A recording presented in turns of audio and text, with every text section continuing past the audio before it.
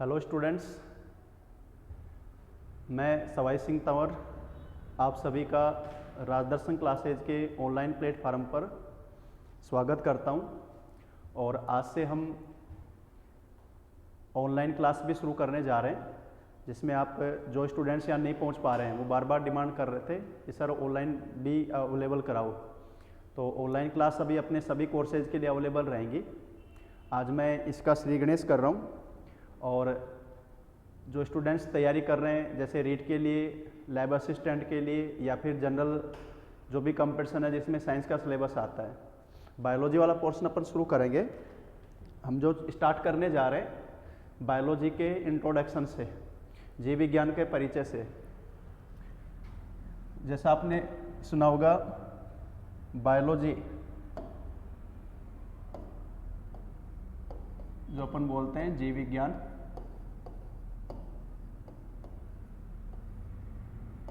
वो साइंस में ज़्यादातर शब्द लिए जाते हैं लैटिन भाषा से। लैटिन बोले जाते हैं ग्रीक या यूनानी भाषा, और लैटिन भाषा में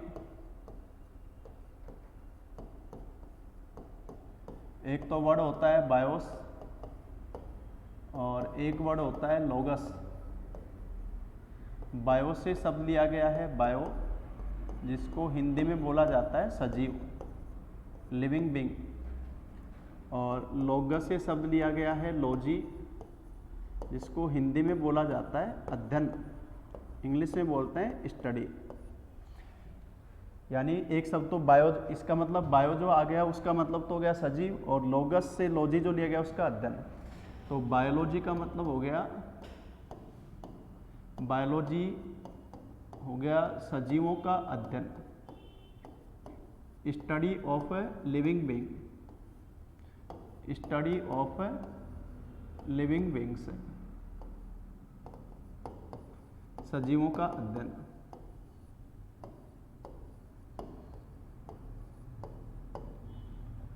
ये जो बायोलॉजी जिसमें सजीवों का अध्ययन किया जाता है, इसकी दो ब्रांच होती है बायोलॉजी की। एक तो बोला जाता है जूलॉजी, जिसे बोलते हैं प्राणी शास्त्र, जूलॉजी प्राणी शास्त्र, और ये है जंतुओं का अध्ययन, स्टडी ऑफ एनिमल, जंतुओं का अध्ययन इसे बोलते हैं। एक बोलते हैं बॉटनी, जो बोलते हैं वनस्पति शास्त्र, वनस्पति शास्त्र बॉटनी, और ये है स्टडी ऑफ प्लांट, पादपों का अध्ययन। तो बायोलॉजी में अध्ययन किया जाता है सजीवों का, स्टडी ऑफ लिविंग बीइंग्स। अपन छोटी क्लास में क्वेश्चन याद करते थे सजीव और निर्जीव में क्या अंतर होता है, और हम जोर जोर से बोलते थे जब भी अपने को कोई भी टीचर इसका आंसर पूछता था। सजीव चल सकता है, निर्जीव चल नहीं सकता, सजीव सांस ले सकता है, निर्जीव सांस नहीं ले सकता। सजीव और निर्जीव का जो मेन डिफरेंस होता है वो है गुणन प्रक्रिया, जिसको अपन सामान्य भाषा में बोलते हैं जनन। यानी सजीव अपने समान नए जीव उत्पन्न कर सकता है, जो गुण निर्जीव का नहीं होता। और इसमें पादप और जंतु, पादप और जंतु दोनों ही सजीवों में शामिल हैं। इसका मतलब पादप भी सजीव है, जंतु भी सजीव है। तो फिर पादप और जंतु में क्या डिफरेंस है? पादप और जंतु का मेन डिफरेंस है कि पादप कोशिका में पाया जाता है हरित लवक, क्लोरोप्लास्ट, क्लोरोप्लास्ट पाया जाता है हरित लवक। नाम सुना होगा आपने। हरित लवक की वजह से पौधे करते हैं फोटोसिंथेसिस। पादप में, प्लांट में पाया जाता है हरित लवक, इसकी वजह से पौधे करते हैं फोटोसिंथेसिस, प्रकाश संश्लेषण, यानी अपना भोजन खुद बनाना। इसलिए पादपों को बोला जाता है स्वपोषी, ऑटोट्रोपस, अपना भोजन खुद बनाना। और हरित लवक जंतु कोशिका में नहीं पाया जाता, इसलिए जंतु जो होते हैं, एनिमल जो होते हैं, वो परपोषी होते हैं, अपने भोजन के लिए दूसरे सजीवों पर निर्भर रहते हैं, वो स्वपरपोषी होते हैं। तो पादप कोशिका में हरित लवक है, इसलिए वो है स्वपोषी, जबकि जंतु कोशिका में हरित लवक नहीं है, वो पोषण के लिए दूसरों पर निर्भर रहते हैं, इसलिए उनको बोला जाता है परपोषी। तो अब जो मेन डिफरेंस है वो ये है हरित लवक का, और यही वजह है कि प्लांट और एनिमल ग्रोथ तो अपन दोनों में देखते हैं, प्लांट भी बढ़ता है एनिमल भी बढ़ता है, लेकिन लोकोमोशन गमन केवल हम जंतु में देखते हैं। पादप गमन करता है क्या, बताओ? पादप गमन क्यों नहीं करता? क्योंकि उसकी कोशिका में हरित लवक है, पोषण खुद कर रहा है, तो उसको गमन की आवश्यकता नहीं पड़ रही। जंतु को गमन करना पड़ रहा है पोषण के लिए। तो हम जैसे हम सोचें कि हम सारे भटकते रहते हैं तो किसी के चक्कर में, पोषण के चक्कर में। अगर सपोज करो हमारी कोशिका में हरित लवक होता तो हम कभी ऐसे क्लास में मिलते क्या सारे भटकते हुए? तो भगवान से जाके मत मांगा करो हमें नौकरी दे, भगवान हमारी कोशिका में क्या दे दे? हरित लवक दे दे, परमानेंटली समस्या खत्म हो जाएगी कि नहीं हो जाएगी? दूसरा एक फायदा और हो जाएगा, सबके सब कौन से रंग के हो जाएंगे? हरे रंग के। कोई नहीं कहेगा तू गोरा और मैं काला। तो बताओ हरित लवक होता तो मजे हो जाते कि नहीं हो जाते? तो पादप और जंतु कोशिका का मेन डिफरेंस हो गया, पादप और जंतु में पोषण के आधार पर हरित लवक के पाए जाने से पादप हैं स्वपोषी, जंतु हैं परपोषी। तो यहाँ पर ने बायोलॉजी का परिचय बताया कि बायोलॉजी में सजीवों का अध्ययन किया जाता है, जिसकी दो शाखा होती है, प्राणी शास्त्र और वनस्पति शास्त्र। ये है जंतुओं का अध्ययन, ये है पादपों का अध्ययन। अब जैसे हिस्ट्री पॉलिटिकल में इंपॉर्टेंट क्वेश्चन होते हैं डेट वाइज, कौन सा युद्ध कब लड़ा गया, कौन सा अधिनियम कब पारित हुआ, कौन सा संविधान संशोधन कब हुआ, ऐसे ही साइंस में इंपॉर्टेंट क्वेश्चन होते हैं साइंटिस्टों के नाम, और उनमें क्वेश्चन पूछा जाता है जनक। जैसे यहाँ पहला क्वेश्चन हो गया कि जीव विज्ञान का जनक कौन है?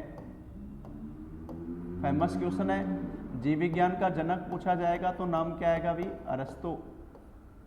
अगर क्वेश्चन पूछा जाए प्राणी शास्त्र का जनक, प्राणी शास्त्र का जनक, तो वापस से नाम आएगा अरस्तु, क्योंकि अरस्तु ने ही सबसे पहले जंतुओं की विभिन्न जातियों के लक्षणों का वर्णन किया था, तो उसके आधार पर यही नाम दिया जाता है। वनस्पति शास्त्र का जनक अगर पूछा जाता है तो नाम आता है थियोफ्रेस्टस। वनस्पति शास्त्र का जनक अगर पूछा जाता है तो नाम किसका आता है भी? थियोफ्रेस्टस का, जो कि अरस्तु का ही शिष्य था। इन्होंने पादप के विभिन्न लक्षणों का अध्ययन किया था। तो जीव विज्ञान का जनक पूछेगा तो अरस्तु, प्राणी शास्त्र का पूछेगा तो भी अरस्तु, और वनस्पति शास्त्र का पूछेगा तो थियोफ्रेस्टस। एक क्वेश्चन आता है, एक क्वेश्चन पूछा जाता है आधुनिक जीव विज्ञान का जनक। देखो एक तो बताया मैंने आपको, पहला क्वेश्चन जैसे बताया कि जीव विज्ञान का जनक, इंट्रोडक्शन से रिलेटेड जो क्वेश्चन बन गए, पहला क्वेश्चन बन गया कि जीव विज्ञान का जनक कौन है? Father of biology. और जीव विज्ञान का जनक पूछा जाएगा तो नाम आ गया भी अरस्तु। नंबर 2, प्राणी शास्त्र का जनक, फादर ऑफ जूलॉजी, तो वापस से नाम आ गया अरस्तु। अगर क्वेश्चन पूछा जाता है वनस्पति शास्त्र का जनक, फादर ऑफ बॉटनी,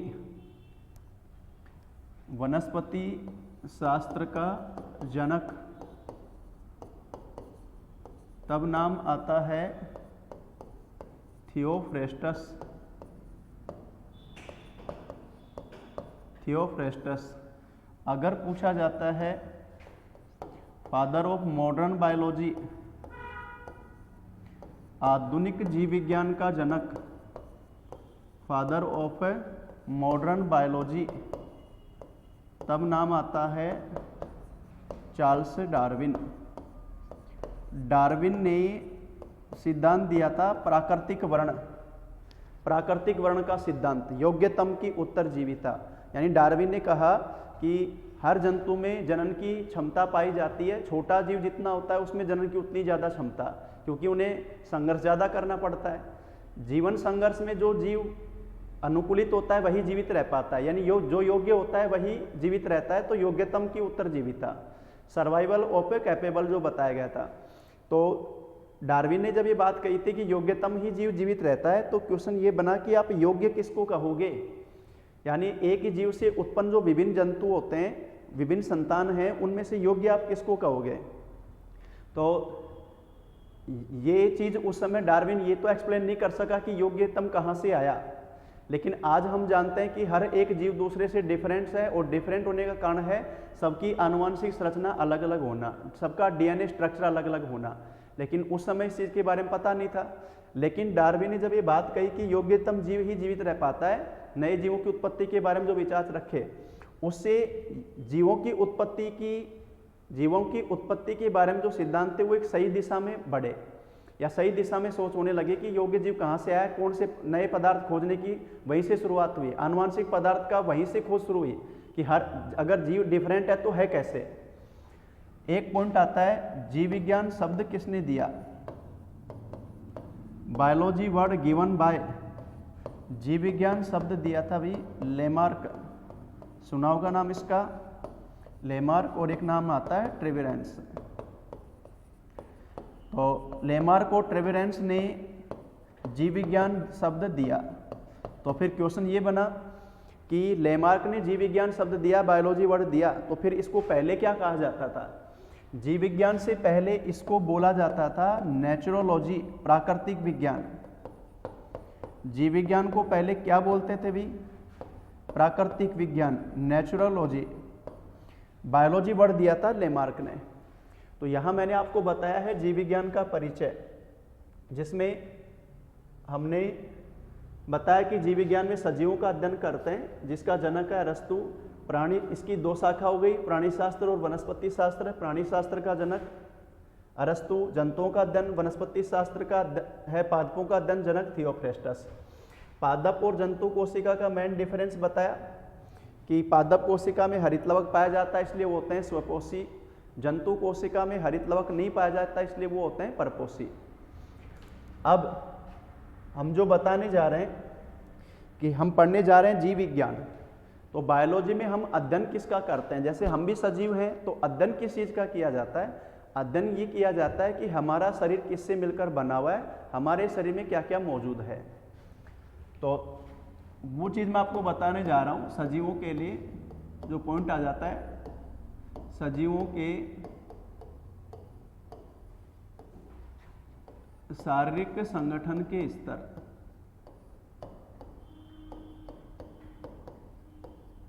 सजीवों के शारीरिक संगठन के स्तर, इसका मतलब सजीवों का शरीर किससे मिलकर बना हुआ है, क्या क्या उसमें मौजूद है। देखो, कोई भी सजीव, चाहे वो छोटा है, बड़ा है, पादप है या जंतु है, हर सजीव के जीवन का प्रारंभ होता है कोशिका से। जीवन का प्रारंभ किससे हो रहा है भी? कोशिका से, जिसको इंग्लिश में बोला जाता है सेल। और कोशिका के लिए कहा जाता है सजीव की संरचनात्मक व क्रियात्मक इकाई। सेल को बोला जाता है structural and functional unit of living being, सजीवों की संरचनात्मक और क्रियात्मक इकाई। यानी हर सजीव के जीवन का प्रारंभ या सजीव की शरीर की संरचना कोशिका से शुरू होती है। जैसे अपन कहें, मैंने बताया था सजीवों का प्रमुख लक्षण गुणन या जनन क्रिया, अपने समान नए जीव उत्पन्न करना। जब भी जनन क्रिया होती है, नर में बनते हैं शुक्राणु, sperm, one set of chromosome, और मादा में बनते हैं अंडाणु, वन सेट ऑफ क्रोमोसोम। और इनके दोनों के मिलने से, शुक्राणु अंडाणु के मिलने से पहली कोशिका बनी, जिसको नाम दिया जाता है युग्मनज, जाइगोट। क्योंकि शुक्राणु कहलाता है नर युग्मक, मेल गैमेट, और अंडाणु कहलाता है मादा युग्मक, फीमेल गैमेट, और युग्मक मिलकर बनता है युग्मनज, जाइगोट। ये पहली कोशिका बनी। अब इस एक कोशिका से हमारा पूरा शरीर डेवलप होगा। तो बताओ, शरीर का निर्माण एक कोशिका से प्रारंभ हुआ ना, तो सजीव की संरचनात्मक इकाई क्या हो गई? कोशिका। अब जब निर्माण होता है तो इस कोशिका में शुरू होते हैं विभाजन। विभाजन का मतलब है संख्या बढ़ना, 1 से 2, फिर 1 से 2 जैसे अपन ने बताया, उसके बाद में 2 से 4, 4 से 8, इस प्रकार कोशिकाओं की संख्या बढ़ती है, कोशिकाओं की संख्या बढ़ती है जिसे अपन बोलते हैं कोशिका विभाजन। और फिर बन जाते हैं कोशिकाओं के समूह। कोशिकाएं मिलकर समूह बनाती हैं। ये जो कोशिकाओं के समूह बनते हैं वो इसलिए बनते हैं अलग अलग कार्य करने के लिए। कोशिका में विभाजन के बाद में शुरू हो जाता है विभेदन। विभाजन हो गया संख्या बढ़ाना, विभेदन है क्रियात्मक रूप से बंटना। और ये जो समूह बनते हैं कोशिकाओं के, उनको, इन समूह को नाम दिया जाता है ऊतक, टिश्यू। क्या नाम देते हैं भाई? टिश्यू, ऊतक। तो अगर आपसे ऊतक की डेफिनेशन पूछी जाए तो आप क्या बताओगे कि ऊतक किसका समूह है भाई? ऊतक है कोशिकाओं का समूह है, ग्रुप ऑफ सेल्स, कोशिकाओं का समूह है, ऊतक कहलाएगा। पूरी डेफिनेशन होती है कोशिकाओं का समूह जिनकी उत्पत्ति, संरचना और कार्य एक समान हो। बताओ, सारी कोशिका एक ही कोशिका से उत्पन्न हुई और उनकी संरचना आपस में समान है और मिलकर एक ही काम कर रही हैं, तो कोशिकाओं का समूह जिनकी उत्पत्ति, संरचना, कार्य समान हो उनको ऊतक कहते हैं। बात करें एग्जाम्पल की, जैसे मैं आपसे पूछूं कि हमारी बॉडी में हार्ट क्या है, लीवर क्या है, किडनी क्या है, तो आप आंसर दोगे ऑर्गन, अंग हैं। ऐसे अगर मैं आपसे पूछूं हमारे शरीर में ऊतक के एग्जाम्पल बताओ, ऊतक कौन कौन से हैं, तो नंबर 1 नाम तो आता है ब्लड, रुधिर। फेमस क्वेश्चन है, क्वेश्चन पूछा जाता है जंतुओं के शरीर में पाया जाने वाला तरल संयोजी ऊतक। तरल शब्द उसके लिए यूज करते हैं जो बह सकता है। नंबर 2 बोन, हड्डियां, जिनको बोला जाता है ठोस संयोजी ऊतक। इसी प्रकार से कार्टिलेज, उपास्थि। और नाम बताऊं, पेशी ऊतक, मस्कुलर टिश्यू, जो मांसपेशियां होती हैं अपने। एक नाम आता है एडिपोज, एडिपोज। देखो, ब्लड आपने सुना है, हड्डियां आपने सुना है, उपास्थि, कार्टिलेज, इनमें प्रत्यास्थता का गुण होता है। जैसे मैं अगर आपसे पूछूं ये हमारे कान का बाहरी सिरा क्या है, ये ऐसे नाक का अग्रसिरा, न ये हड्डी है न मांसपेशी है, ये कार्टिलेज है, उपास्थि है। और इनमें विशेष गुण है प्रत्यास्थता। जैसे प्रत्यास्थता है कि नहीं बताओ, अपन खींच रहे हैं, बल लगा रहे हैं, लेकिन छोड़ते ही वापस अपनी मूल जगह पे आएगा। पेशी ऊतक, मांसपेशियां होती हैं जो बॉडी में सारे अंगों का मूवमेंट कराती हैं। और एडिपोज क्या है? एडिपोज को हिंदी में बोलते हैं वसीय ऊतक। हमारी त्वचा के नीचे जमा वसा की परत है ये, जिसको अपन सामान्य भाषा में बोलते हैं चर्बी। ये हमारी त्वचा को उष्मारोधी गुण प्रदान करता है। उष्मारोधी का मतलब यानी अपनी बॉडी का टेम्परेचर 36.9 डिग्री सेंटीग्रेड ही बना रहेगा, बाहर का टेम्परेचर माइनस में भी चला जाता है और बढ़ भी जाता है। कारण क्या है? इस एडिपोज वसीय ऊतक की वजह से उष्मा का आदान प्रदान नहीं हो रहा। तो ब्लड, अस्थि, उपास्थि, पेशी ऊतक, एडिपोज, ऐसी उपकला, ये सब ऊतक में आते हैं। अगला डेवलपमेंट, कोशिका से डेवलप हुए ऊतक, ऊतक से जो डेवलप होते हैं उनको नाम दिया जाता है अंग, ऑर्गन। यानी जब बहुत सारे ऊतक मिलकर एक काम को करते हैं उसको बोला जाता है अंग। तो इसे बोला जाता है ऊतकों का समूह है। अंग को बोला जाता है ऊतकों का समूह है। अब अभी अपन बात कर रहे थे लीवर, किडनी, हार्ट, ये सब हमारी बॉडी में ऑर्गन हैं। अगर आपसे क्वेश्चन पूछा जाए सबसे बड़ा अंग, अगर क्वेश्चन पूछा जाए हमारे शरीर का सबसे बड़ा अंग, तो नाम आएगा त्वचा। शरीर का सबसे बड़ा अंग पूछा जाता है तो त्वचा, स्किन। अगर यही क्वेश्चन ऐसे पूछा जाए सबसे बड़ा आंतरिक अंग, सबसे पहले बता रहा हूं सबसे छोटा अंग, तो नाम आता है पीयूष ग्रंथि, जो अपन पढ़ते हैं मास्टर ग्रंथि, पिट्यूटरी ग्लैंड।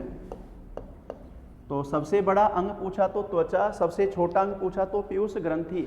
अब देखो यहाँ शब्द लिखा है ग्रंथि, ग्लैंड। हमारे शरीर में जो ग्रंथियां पाई जाती हैं वो भी अंगों में ही सम्मिलित हैं।